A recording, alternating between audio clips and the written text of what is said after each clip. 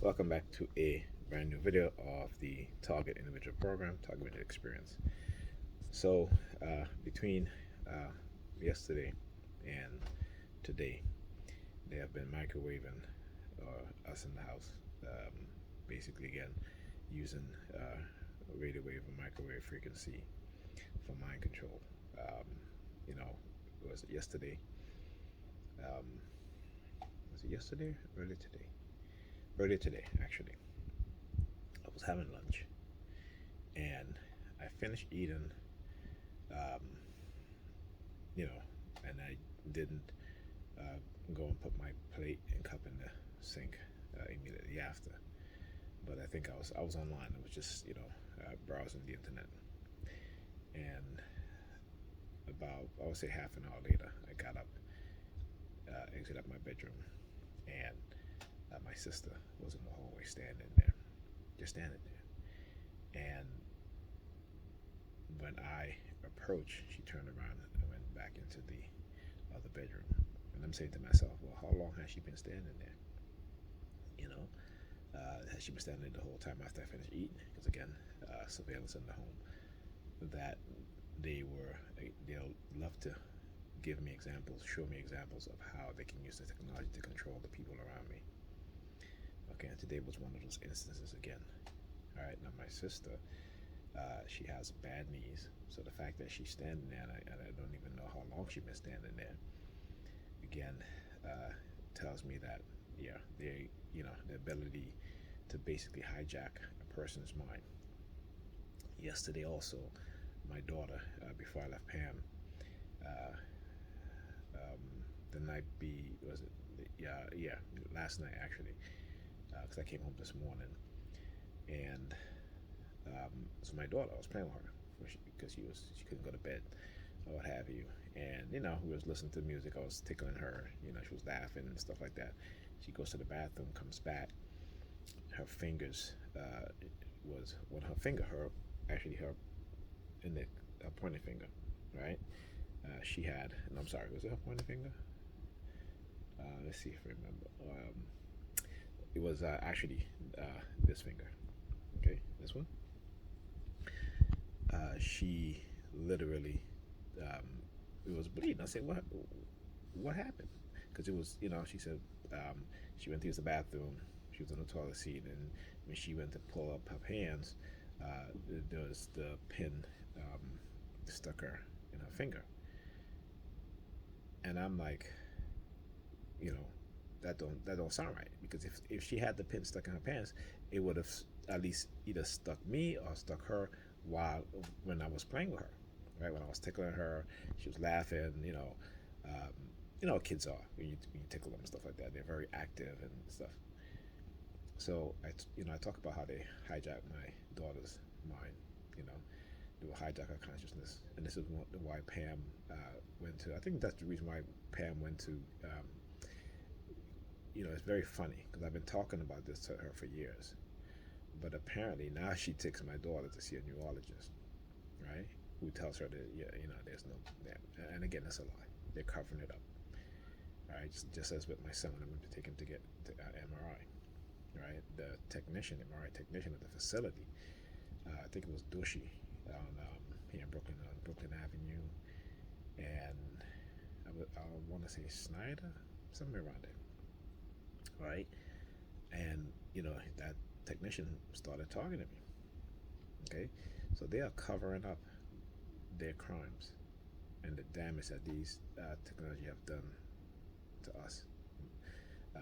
They could no longer cover it up for me because I already have the documentation, and it's actually gotten worse. Okay, like I said, there are times when every joint in my body would crack. Yesterday, just getting up, my back, started cracking at the same time at multiple places. I hear cracking sound. Okay, so again, when they do stuff like this, and also I just came out, went to use the bathroom, and as I entered into the bathroom, fixated. Like I said, I know when they hijack my consciousness. I became fixated and staring at the toilet seat, and just hear the police siren when I was speaking about this right now. Police sirens outside. Okay, again, very low frequency. Now they're doing the spitting sound. Um, so as I get into the bathroom, I became fixated on the toilet seat. And at that exact moment, right, that I hear a call honk, very low volume. Okay, and so this is what they've been doing, right? And through the remote monitoring, okay. So whenever I move my hands, whenever I look down at my feet, they'll do the sirens or the call honking. They've been very, very active, you know. And one of the things, like I said, what they try to get USTIs to do is to not talk about what it is that they're doing. Okay, they know how extremely psychological damaging it is. You know, this is why recently they've been calling me. Um, you know, they had to call me from to see my doctor, but it wasn't my neurologist. It was my medical doctor. They're in the same facility. Like I said, I'm not going back there, but they want me to go back there, right? So they can say, well, look, if he goes back there, that means that what we've done, that psyops, that street theater that traumatized him, okay? But look, he's back there, so he's fine. See, they manipulate things. They work in the shadows, okay? So that way, so where you may have no other option as a TI but to go back to the same facility that continuously participate in targeting you, okay? So just understand that they're going to continue to do this, all right? And they're going to continue to try to also escape accountability. They'll threaten you when they want to, particularly when it they're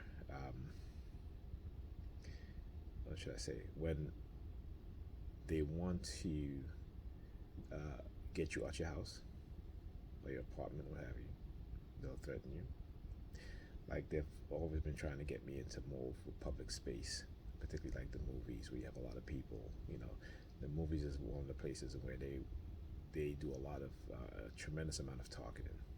Okay, get you into restaurants, get you into places where you have a lot of people, like the mall, stuff like that, so they can engage in targeting to see how you respond. This is how they continuously test you, right? And if you don't respond, okay, and this is what they do, right? They'll use a negative and a positive, right? They use a negative to emotionally affect you, and then a positive to neutralize the negative effect. But it doesn't really neutralize it.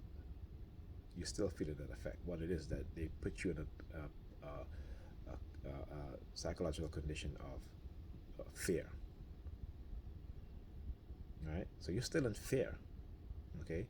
But you don't want to respond because of that fear. So then they can look on the other side and say, look, he's not responding, she's not responding, then they're okay.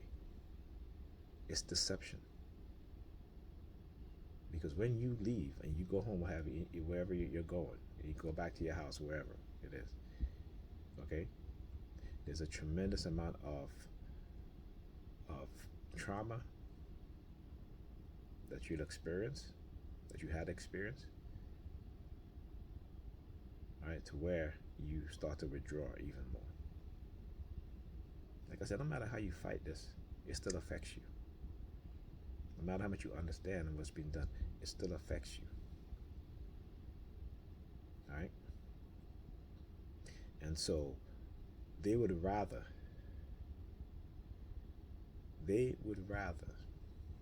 threaten you, threaten your family, threaten your kids, threaten to do this to other members of your family,